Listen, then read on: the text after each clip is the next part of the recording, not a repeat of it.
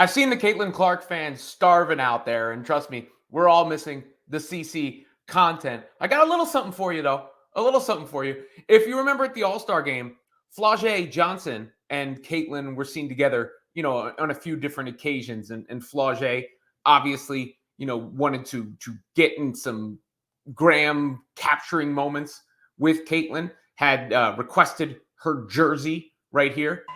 Caitlin! Say what's on in my life. What? Yell loud.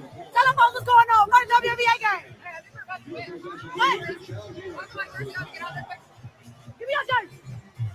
She ain't gonna give it to me. And the two have, commented on each other's posts, been in other videos, things like that. But Flau'jae, who is really multi-talented, I mean, that's the word that is most apropos. She's actually a good rapper, right? Like, she has her Best of Both Worlds project, but she can spit, like she can rap. And she's a basketball player at LSU. She's also a podcaster. Now she has a podcast with Overtime. And she showed some love to two CCs. It wasn't just Caitlin. It was Caitlin Clark and Chennedy Carter. Flau'jae was asked herself as part of the prompts to get into the topic on the show, which WNBA players have impressed her the most? Most in the WNBA. Let me tell y'all, I've really been impressed by Chennedy Carter. Bro, talk about a bucket. I mean, she's giving them anything they want. She's playing off the ball, on the ball, nobody can guard her. She's big, she's strong, she's explosive. She can hoop. Like, I'm looking and I'm like, okay, I got to get faster. I got to get faster. I got to get a little stronger. Like, she's a hooper. Like, she give me, like, AI vibes. Like, she give me that. Like, I don't think, they don't have nothing for her. And was she an all-star? She wasn't an all-star, I don't think. Oh, I don't know about that one right there, but man, you, Miss Carter, you've been going crazy. That's her. Kaylin too. Kaylin just almost went 20-20. What? It's crazy. And that was crazy. Caitlin Clark almost going for 20-20, where she generated more points in that game than anyone ever has before in a WNBA contest. And look, if you were to ask me the same question that Flau'jae was asked, which two players have impressed me the most, I might also say Caitlin Clark and Chennedy Carter. Chennedy Carter is Iverson. That is the comparison I've used for Carter. She does play a lot like that, and she is incredibly difficult to stop as a one-on-one scorer. Meanwhile, Caitlin, to me, is Nash meets Kidd meets Curry. She gets the ball ahead off the rebound in transition with the pace like Kidd. She's able to maestro and orchestrate as a passer and a playmaker like Nash. And obviously, she's the deep threat like Curry. And I think, obviously, like, Caitlin already had that hype, so it's not going to be new to a bunch of people like it has been with Chennedy Carter, who many people probably found out about Chennedy due to the hip check to Caitlin.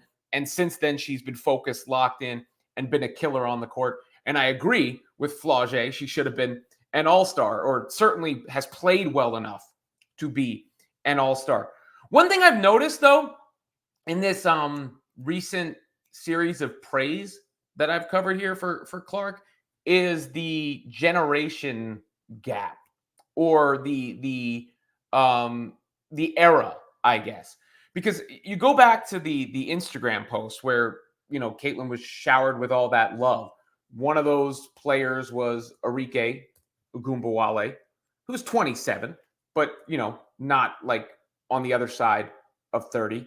One of those players was Sabrina Ionescu, who is also on the, relatively young side of things in the WNBA.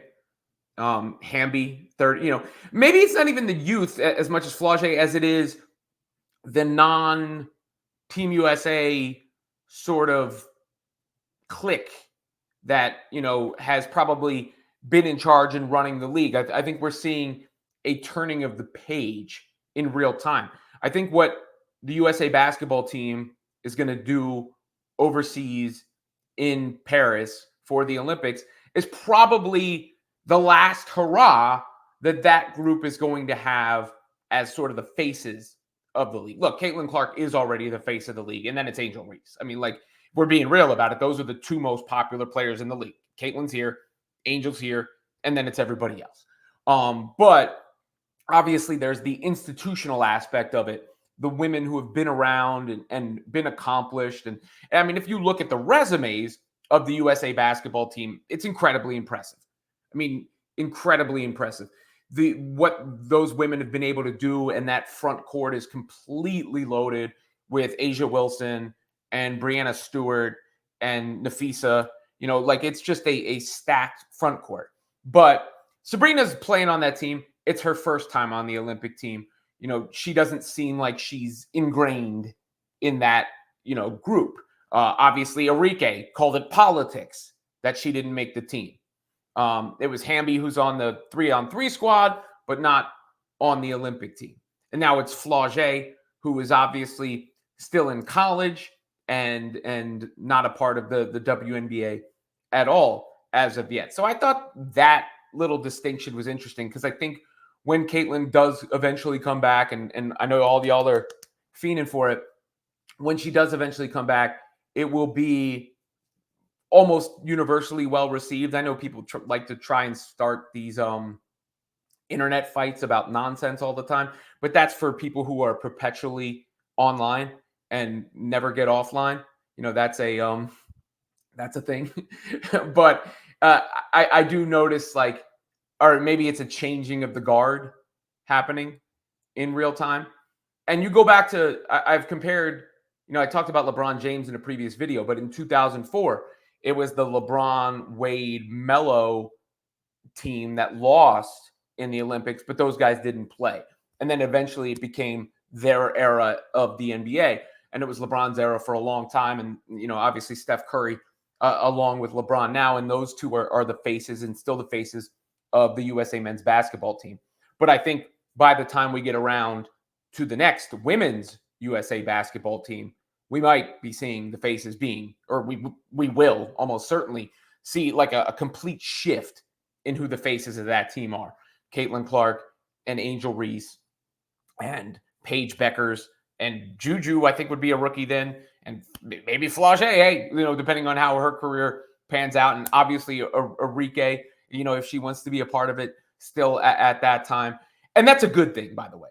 That's a good thing. The WNBA just recently acknowledged the Caitlin Clark effect. I mean, they're averaging 1.2 million viewers. They hadn't had a game hit over 1 million viewers since 2008 before then.